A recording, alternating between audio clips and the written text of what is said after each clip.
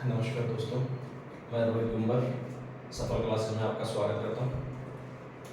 आज का अपना जो टॉपिक है वो टॉपिक है 7.2 10th क्लास। और कल अपनों ने क्वेश्चन कर लिए थे, 5वां क्वेश्चन कर लिया था।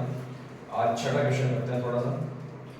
यदि बिंदु वो कह रहा है, यदि बिंदु कौन कौन से बिंदु 1,2 4,y और x,6 और 3,5 ये सारे बिंदु जो हैं मिलके क्या बना रहे हैं, किसके हैं? इसी कर्म में समांतर चतुर्भुज के शीर्ष हैं। इसी कर्म में समांतर चतुर्भुज के शीर्ष हैं। तो 4,y x,6 गलत लिख दिया, x,6 यहाँ आएगा और 3,5 यहाँ आएगा, क्योंकि कर्म सेम होना चाहिए। ठीक है, लिख कैसे भी सकते हो, कर्म सेम होना चाहिए 4,y। वो कहता कि ये कौन से चतुर्भुज हैं? एक समांतर चतुर्भुज के शीर्ष हैं। दे रखा है तुम्हें, कहने का मतलब ये जो है ABCD एक समांतर चतुर्भुज है। ठीक है, और x और y के मान ज्ञात करते हैं। क्या निकाल लें? x और y के मान। तो पहले क्वेश्चन के लिए समझ लेना कौन सा चतुर्भुज है, ये समांतर चतुर्भुज है ना। तो समांतर चतुर्भुज में जो विकर्ण होते हैं वो आपस में क्या करते हैं? समद्विभाजित करते हैं। क्या करते हैं? समान दो भागों में बांटते हैं। विकर्ण बराबर नहीं होते, हमें पता है, क्योंकि विकर्ण बराबर होते हैं तो वो क्या हो जाता है?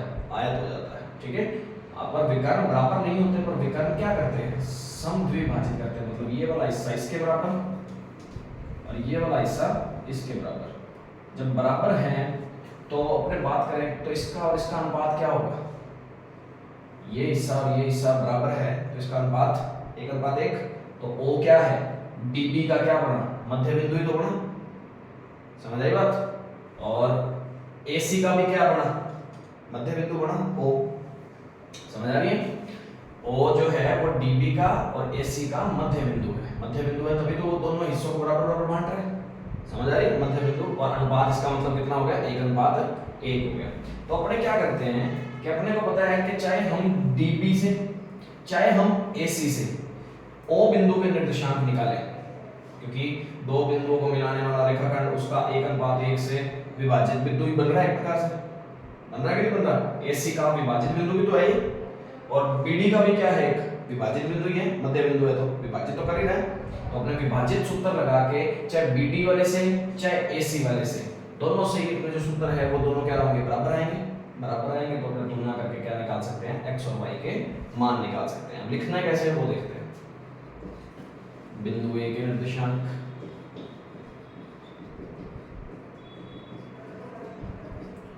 बिंदु B के निर्देशांक,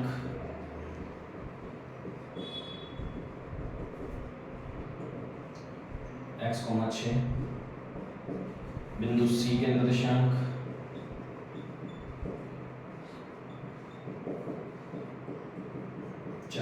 y, बिंदु D के निर्देशांक,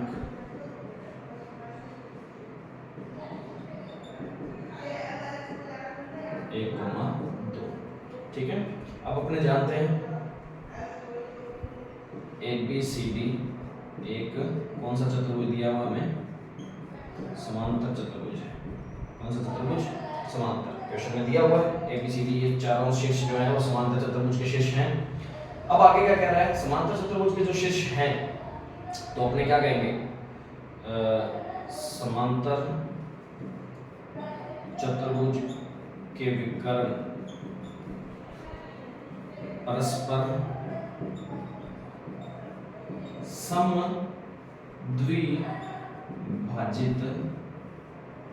करते हैं। समद्विभाजित करते हैं, परस्पर मतलब जब भी काटते हैं तो वो दोनों बराबर बराबर हिस्सों में बांटते हैं। ठीक है, तो अपने कहें अतः DB का मध्य बिंदु ओ है, बीबी का मध्य बिंदु ओ है, इसका मतलब तो सम विभाजित कर रहे हैं तो ये इसके बराबर है, तो ये ओ कौन है, बीबी का मध्य बिंदु है, बीबी का मध्य बिंदु है तो बिंदु ओ के निर्देशांक। अब मध्य बिंदु और निर्देशांक का सूत्र क्या होता है, यही होता है, x का सूत्र ये, y का सूत्र ये। तो मैंने ऐसे लिखने की बजाय अपना पूरे तरीके से करने की बजाय क्या कर दिया, हमें पता है जब मध्य बिंदु है तो x का मान कैसे निकालते हैं, x1 + x2 बटे 2, और y का कैसे निकालेंगे, y1 + y2 बटे 2, सीधा ही। तो हम dp से निकाल रहे हैं, dp से मतलब ये हमारा x1 बनेगा, ये हमारा y1 बन गया, ये हमारा x2 बन गया, ये हमारा y2 बन गया, ठीक है। इस तरीके से हमने क्या किया, x1 + बटे 2, ठीक है। और यहां से अपने करते हैं y1 कितना है, y1 कितना आ गया 2 6/2, कितना हो गया 1 + x बटे 2, और ये हो गया 4, क्योंकि 8 बटे 2 कितना होता है 4 हो जाता है। ये बात समझ आई। ये किस तरीके से निकाला अभी तक, ओ बिंदु के निर्देशांक db से। अब किससे निकाल सकते हैं, ac से भी निकाल सकते हैं। तो AC का मध्य बिंदु O है, AC का मध्य बिंदु O है, तो बिंदु O के निर्देशांक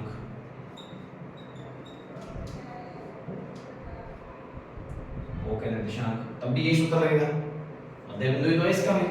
तो इस बार x1 y1 x2 y2 ऐसे मान लेते हैं। तो x1 + x2 बटे 2, 3 + 4 बटे 2, 5 + y बटे 2, तो ये तो हो गया 7 बटे 2, और ये 5 + y बटे 2 ही पड़ा है, तो प्रॉब्लम तो नहीं। अब ये भी O के निर्देशांक, ये भी O के निर्देशांक, तो यहां मैं लिख देता हूं समीकरण 1 व 2 से तुलना करते दोनों के बराबर तो होंगे, होंगे कि नहीं होंगे। ये भी O के निर्देशांक ही तो है, ये भी O के निर्देशांक है, तो दोनों सेम ही तो होंगे, बिंदु तो एक ही है ना, तो इसलिए दोनों के निर्देशांक चाहे इधर से निकालो चाहे इधर से निकालो, दोनों क्या होंगे सेम ही आएंगे। तो सेम का मतलब दोनों को इक्वल रख दिया, इक्वल रख दिया तो x वाले के बराबर 1 + x बटे 2 बराबर 7/2, 2 से 2 कट गया, x का मान कितना आ गया 7 - 1, x का मान कितना आ गया 6।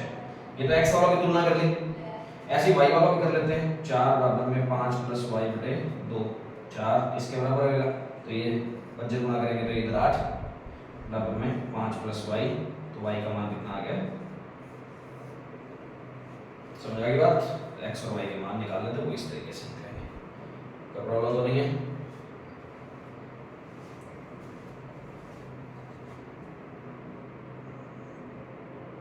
सारा का रिजल्ट देख लेंगे।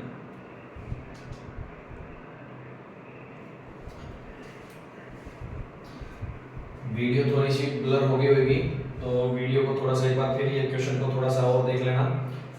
समांतर चतुर्भुज के निर्देशांक अपने को दे रखे थे। समांतर चतुर्भुज की एक खास बात होती है कि उसके जो विकर्ण होते हैं, उसके विकर्ण जो होते हैं वो समद्विभाजित करते हैं, मतलब जो ये बिंदु जो विकर्ण को काटने वाला जो प्रतिच्छेदी बिंदु होता है वो इनका मध्य बिंदु होता है विकर्णों का, कहने का मतलब ये होता है, ठीक है। तो चाहे AC से मध्य बिंदु के निर्देशांक निकाल लो, चाहे BD से मध्य बिंदु के निर्देशांक निकाल लो, दोनों क्या होंगे बराबर होंगे। तो DP का मध्य बिंदु O है, AC का मध्य बिंदु O है, तो दोनों से मध्य बिंदु के निर्देशांक निकाल के अपनों ने क्या किया, समीकरण 1 व 2 को बराबर रख दिया, मतलब दोनों निर्देशांकों को क्या रख दिया, बराबर रख दिया, ठीक है। तो वहां से x और y के मान निकाले गए, ये ध्यान रखना।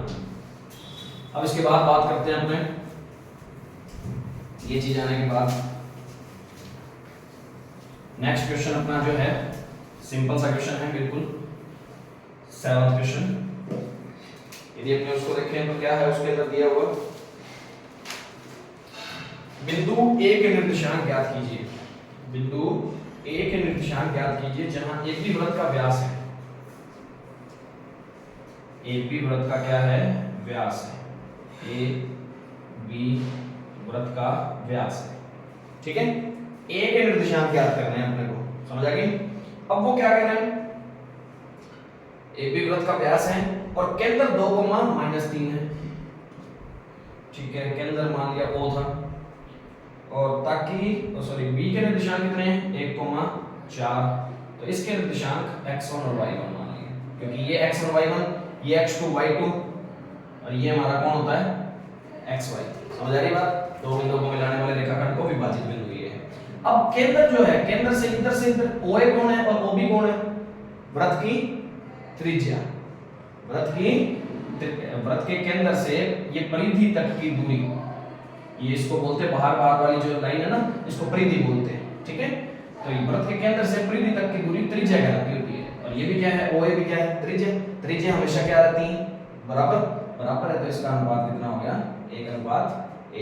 तो मतलब व्यास का मध्य बिंदु है केंद्र हमेशा, ध्यान रखना।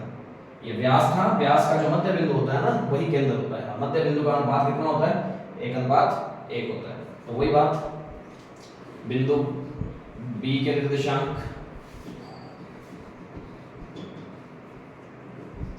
1,4, बिंदु O के निर्देशांक 2,-3, माना बिंदु A के निर्देशांक x1, y1। ठीक है, अब आगे क्या कह रहा है वो अपने जानते हैं कि विभाजित करने वाला अनुपात कितना होगा,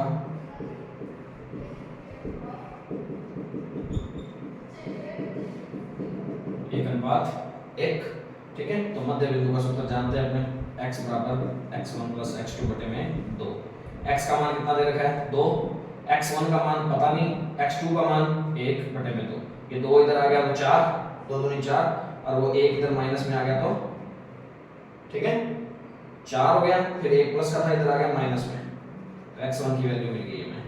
ऐसे ही y का सूत्र लगाते हैं तो y1 + y2 बटे में 2। y की वैल्यू कितनी है -3, y1 का पता नहीं, y2 का 4/2, तो ये हो जाएंगे -6, ये प्लस का 4 था इधर माइनस का 4 हो गया, और y1, तो y1 कितना आ गया जी, तो आता है बिंदु A के निर्देशांक कितने आ गए 3,-10। नोट करना चाहो तो कर सकते हैं। बात समझ आ गई? प्रॉब्लम तो नहीं?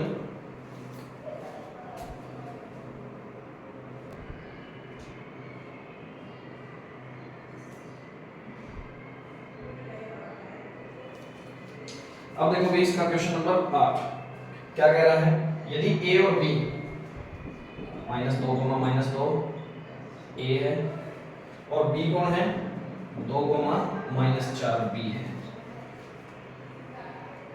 ठीक है, क्वेश्चन क्या कह रहा है, A और B हो तो इस तरीके से, तो P बिंदु के निर्देशांक ज्ञात कीजिए, ताकि कोई P बिंदु यहाँ बीच में है, ताकि कंडीशन क्या दे रखी है AP बराबर में 3/7 AB। तो अपने इसको AP ये गुणा में था, इधर ले आऊं तो मैं भाग में हो जाएगा। ठीक है, बराबर में कितना 3/7 हो जाएगा। ठीक है, अब सुनो AB कितना है, तुलना करें तो 7, AP पूरा है 7, उसमें से AP कितना है, AP कितना 3, तो ये 3 हिस्सा है, तो बाकी कितना बच गया, बाकी PP कितना बच गया, AP पूरा था 7, 3 ये था, तो बाकी कितना अनुपात रह गया 4 अनुपात रह गया। तो अपने को m1 अनुपात m2 इस तरीके से पता लगेगा, तो AP बटे में PB अपने कितना लिखेंगे 3:6। समझ आ गई? इस तरीके से PB तो है, समझ आ गई? इस तरीके से समझ के। अब बाकी क्या है बिंदु, अब तो क्वेश्चन कर सकते हैं अपने, पुराने वाला क्वेश्चन ही हो गया हमारा, बिंदु A के निर्देशांक, बिंदु B के निर्देशांक, विभाजित करने वाला अनुपात, विभाजित करने वाले बिंदु के निर्देशांक xy सूत्र लगाना, कर लेंगे सिंपल क्वेश्चन ही, प्रॉब्लम तो नहीं, बस इतनी बात को नोट करना, अपने आप करोगे भाई इस चीज को।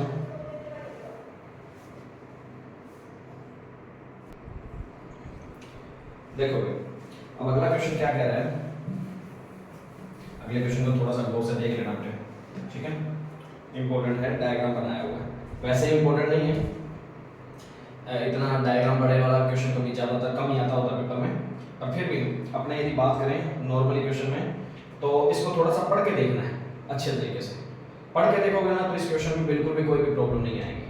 ठीक है, तो जैसे कि क्या दे रखा है आपने, आपके स्कूल में खेल कूद क्रियाकलाप आयोजित करने के लिए एक आयताकार मैदान एबीसीडी में चूने से परस्पर 1 मीटर की दूरी पर पंक्तियां बनाई गई हैं। ये ऐसे पंक्तियां बनाई गई हैं अपने पास क्वेश्चन के अंदर।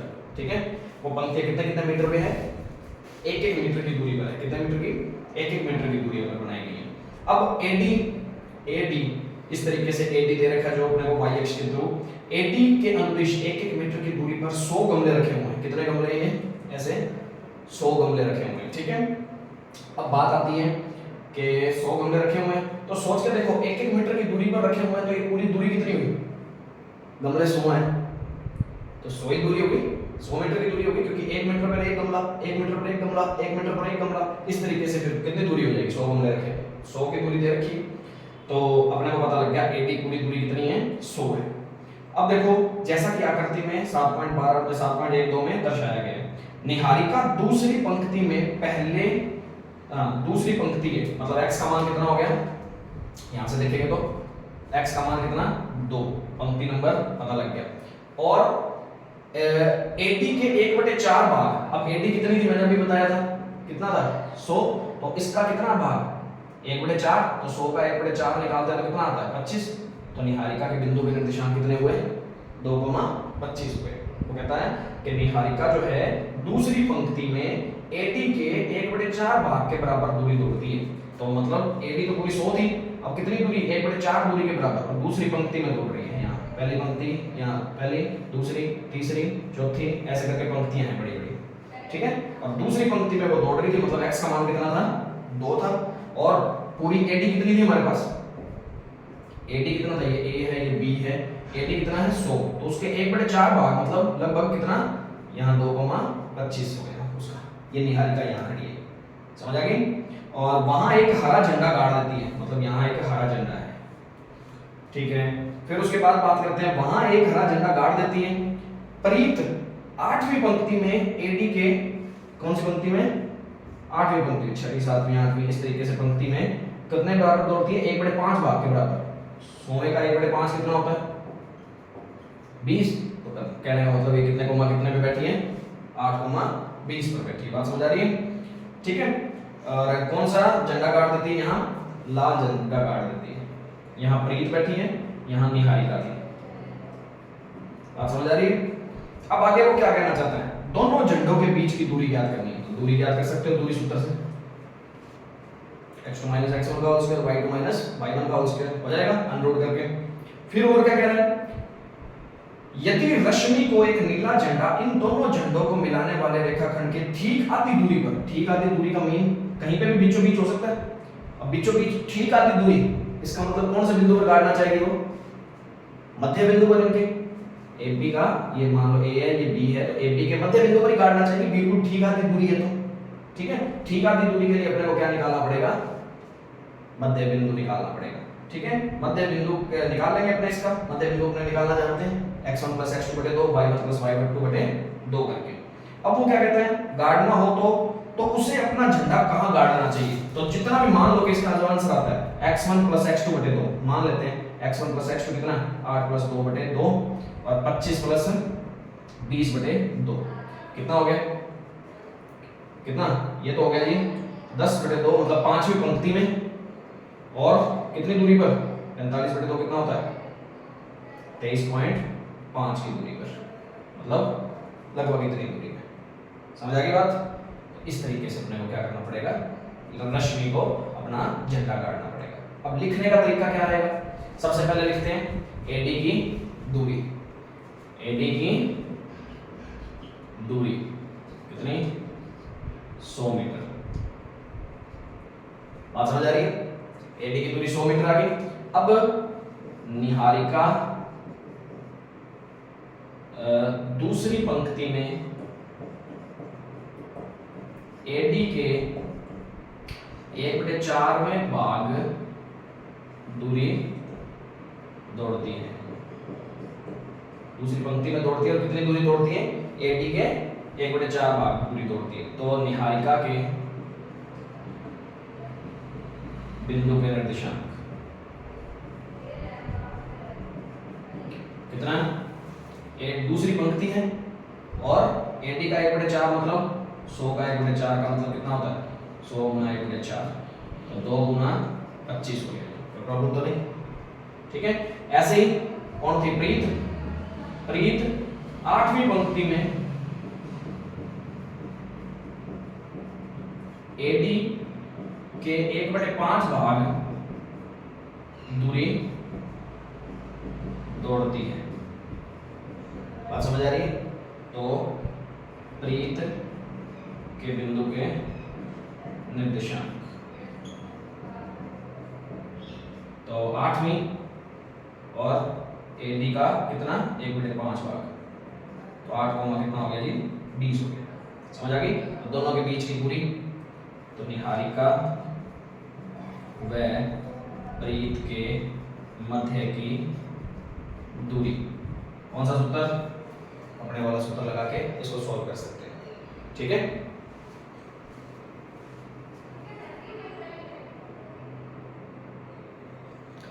ठीक है, इसको सॉल्व किया जा सकता है। फिर उसके बाद दोनों के बीच की दूरी सॉल्व कर लेंगे। उसके बाद क्या करना है, अपने कहेंगे निहारिका व प्रीत की मध्य बिंदु की के बीच में बिल्कुल बीच की दूरी के निर्देशांक, ठीक है। तो उस टाइम पे रश्मि के निर्देशांक जिसको बोल सकते हैं। तो अपने इसके बाद अब क्या लिखेंगे, रश्मि निहारिका व प्रीत के बिल्कुल आधी, निहारिका व प्रीत के बीच की दूरी के बिल्कुल आधी दूरी पर स्थित है, ठीक है। तो आधी दूरी का मतलब मध्य बिंदु, तो वो रश्मि के निर्देशांक, रश्मि के बिंदु के निर्देशांक कितने हो जाएंगे, मध्य बिंदु जो अपने निकालेंगे तो x1 + x2/2 y1 + y2/2 कितना हो जाएगा 2 + 8/2 और 25 + 20/2। ये किसके निर्देशांक आ जाएंगे 5, 23 पॉइंट, ये 23.5 लिखने तो 45/2 ही लिख लो, ठीक है। इस तरीके से रश्मि के निर्देशांक भी आ गए। तो यहाँ कौन सा रश्मि झंडा गाड़ देती है, नीला झंडा गाड़ती है। नीले झंडे के निर्देशांक बोल दो या रश्मि के निर्देशांक बोल दो, इस तरीके से इस क्वेश्चन को पूरा करना है। नोट करना तो कर लो। यदि वीडियो अच्छी लगी हो तो शेयर करें, लाइक करें और ज़्यादा से ज़्यादा सब्सक्राइब कराएं। यदि कोई प्रॉब्लम लगी हो तो कमेंट बॉक्स में बता दें। Thank you.